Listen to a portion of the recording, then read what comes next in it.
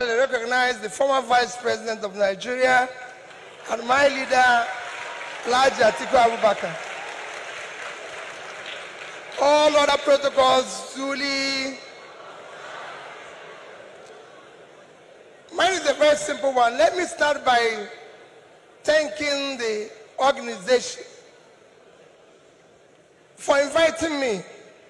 As you know, I'm one of those strongest beneficiaries of the judiciary.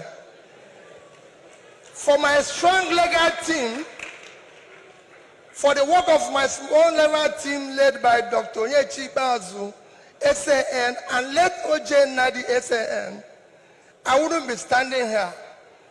You know that from my election petition to my impeachment to my tenure interpretation.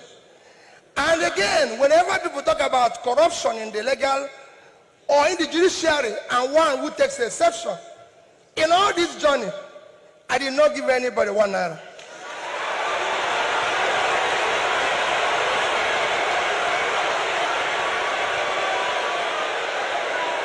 So for me,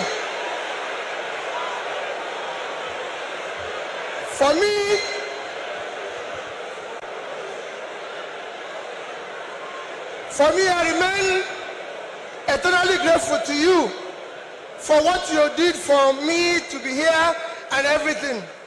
Our topic today is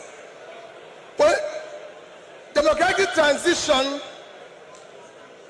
in the 21st century Nigeria, 2023 and beyond. I think it's for great people like you or people like Chimamanda invited, but for me as a trader, I'll try to contribute in my own little way, the way I think we should go. For me, democracy have a simple description. Government of the people, by the people, for the people. That means everything about democracy is the people. And transition means changing from one thing to the other.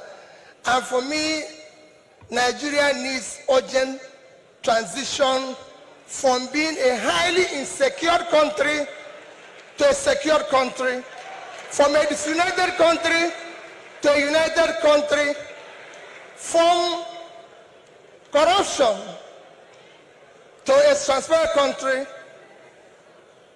from a country of lawlessness to a country of law and order. But in all this, it is important that we look at where we are today for people to understand the gravity of the journey we are going to take if we are going to transit. Where are we today? Nigeria have qualified to be a failed state. We have met the 2 or 3 biggest characteristics of a failed state. Number 1 is when you're no longer in charge of your territory. Today, we are among the top terrorized countries of the world. We are among the top kidnapping countries of the world.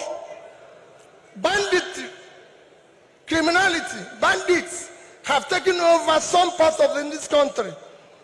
Nigerians are being killed daily. All sorts of criminality is going on daily.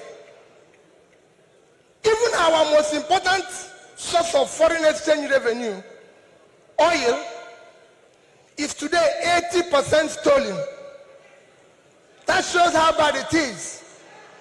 We are the only country, apart from Venezuela, who we know is their own is because of sanctions, that is not meeting up its OPEC quota. Every other country is begging for increase, but Nigeria is not meeting up its own. And you wouldn't believe the quantity that is missing. In July alone, our total average, our quota is 1.8 million. In July, our total average was 1,083,000 barrels a day. That means that in July, we lost 707,000 barrels per day. If you multiply that by 31 days, it will give you 22,200,000 227 barrels of oil that we lost. This is a country that needs dollar. If you sell it, if you sell that oil, if you sell the quantity we lost, this is July alone. If you sell it at the average price of $110, it will give you $2,450,000,000, which at our rate of exchange of 550, you lost. If you use 550, because I used an average of 550, you've lost 1,344,700,000,000 naira. That is your country. That's what you lost in 1 month because of stealing. It is important that we know this. Number two item to show that we are failed state is that you are no longer in control of your economy. Your economy today, we have an economy where we have over 100 million people living in poverty. Your unemployment is one of the worst in the world because you have a combined unemployment of 50%, unemployment and underemployment. Out of 200 million Nigerians, 60% is supposed to be working. So you're supposed to have 120 million Nigerians working, but today Nigerians that are working are under 50 million. So 70-something million of Nigerians are not working, they are not productive. When you compare this to your productivity, you will see how low it is. But what is even worse, we're in a physical mess, total physical mess. Because of all this, between January this year and April, the total revenue of federal government of Nigeria is 1,630,000,000,000 naira.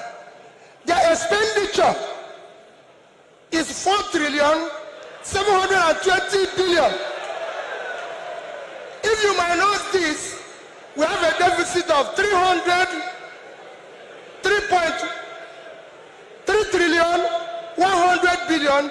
That shows almost 20% to almost 200% is the deficit.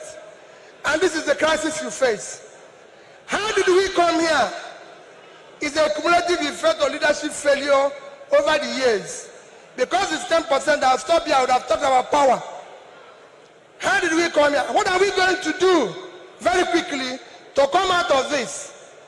Very quickly, you need to have a visionary, articulated, competent leadership to start turning around this.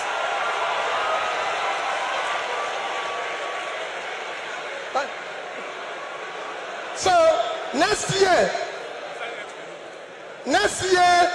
the time is up, I'll take it to next year, your election you're going to have next year will not be about, remember, it is not about tribe, no religion, not connection, not entitlement. It must be election about character, competence, capacity, and commitment to deliver.